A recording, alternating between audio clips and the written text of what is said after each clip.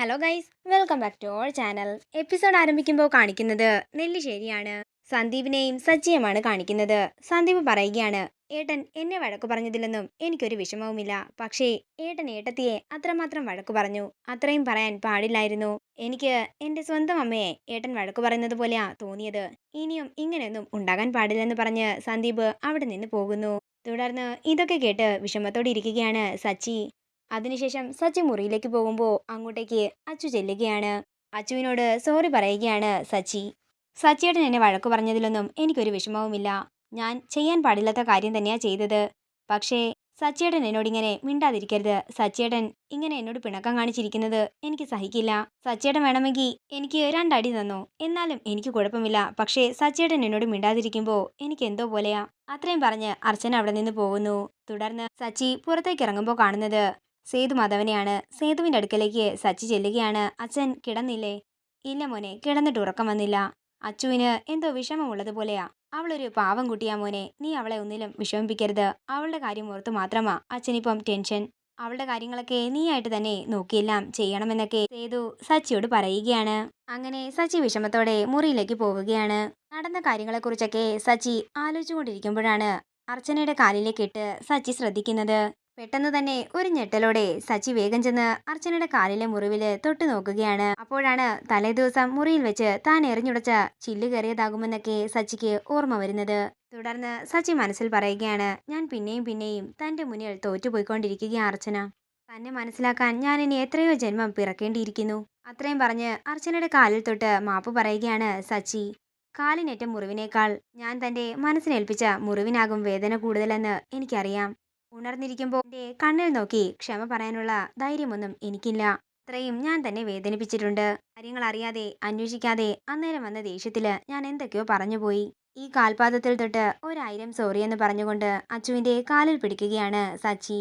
നേരം പുലർച്ചെയാകുന്നു. പിന്നീട് കാണിക്കുന്നത് നെല്ലിശ്ശേരിയാണ്. എല്ലാവർക്കും കഴിക്കാനുള്ള ഭക്ഷണമൊക്കെ ടേബിളിന്റെ പുറത്ത് കൊണ്ട് വെക്കുകയാണ് അർച്ചന. അങ്ങനെ സച്ചിക്ക് ഭക്ഷണം കൊടുത്ത് അച്ചുവോടെ മിണ്ടാതിരിക്കുമ്പോൾ സേതുമാധവൻ ഇവരെ രണ്ടുപേരെയും ശ്രദ്ധിക്കുകയാണ്. തുടർന്ന് അത് കാണുന്ന അച്ചു സച്ചിയോട് ചോദിക്കുകയാണ്, സച്ചിയേട്ടൻ ഇന്ന് കോഫി വേണോ ചായ വേണോ? അതെന്താ താൻ ഇന്ന് സ്പെഷ്യലായിട്ട് ചോദിക്കുന്നത്?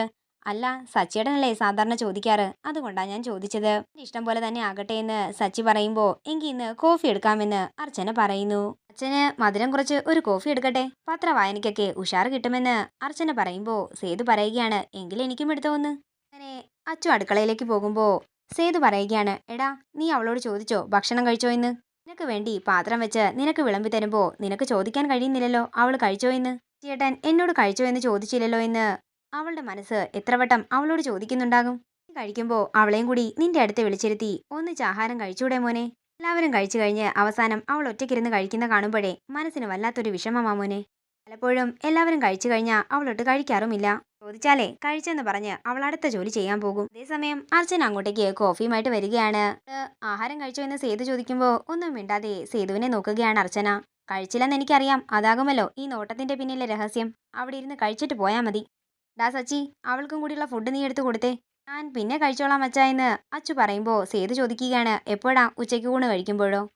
എത്ര പ്രാവശ്യം പറഞ്ഞിട്ടുള്ളതാ സച്ചിക്ക് ഭക്ഷണം കൊടുക്കുമ്പോൾ കൂടെ ഇരുന്ന് കഴിക്കണമെന്ന്. അവൻ ചോദിച്ചാലും ഇല്ലെങ്കിലും മോൾ അങ്ങോട്ട് കഴിച്ചേക്കണം അച്ഛാ എന്ന് അച്ചു പറയുന്നുണ്ടെങ്കിലും അച്ചുവിനെ നിർബന്ധിച്ച് അവിടെ ഇരുത്തി ആഹാരം വിളമ്പി കൊടുക്കുകയാണ് സേതു. തുടർന്ന് കറിയും മറ്റും സച്ചിയും കൊടുക്കുന്നു.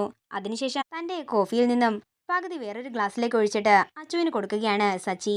എനിക്ക് കോഫി വേണ്ടെന്ന് പറയുമ്പോൾ അതൊന്നും കുഴപ്പമില്ലെന്നും എന്ത് തന്നാലും വേണ്ടെന്നാ പറയുന്നത്, ഇതങ്ങ് കുടിക്കാൻ പറഞ്ഞ് അർച്ചനയ്ക്ക് നിർബന്ധിച്ച കോഫി കൊടുക്കുകയാണ്. മോളെ, നീ അവന്റെ ഭാര്യയാണ്. ഭാര്യ എന്നാലേ സഹധർമ്മിണി. അവൻ കഴിച്ചു കഴിഞ്ഞേ കഴിക്കൂ എന്നൊന്നും പറഞ്ഞ് വാശി പിടിച്ചിരിക്കേണ്ട ഒരു കാര്യവുമില്ല. അവൻ കഴിക്കുമ്പോൾ അവന്റെ കൂടെ തന്നെ നിനക്ക് കഴിക്കണം മുതൽ അങ്ങനെ ആയിരിക്കണം കേട്ടോ എന്ന് സേതു പറയുമ്പോൾ അർച്ചനയും സച്ചിയും പരസ്പരം നോക്കുകയാണ്. ഇതോടുകൂടി ഇന്നത്തെ എപ്പിസോഡ് ഇവിടെ തീരുകയാണ്. വീഡിയോ ഇഷ്ടമായെങ്കിൽ മറക്കാതെ ലൈക്ക് ചെയ്യുക, ഷെയർ ചെയ്യുക, കമന്റ് ചെയ്യുക. സീരിയൽ അപ്ഡേറ്റ്സിനായി മറക്കാതെ സബ്സ്ക്രൈബ് ചെയ്യുക നയൻസ് ക്രിയേഷൻസ്.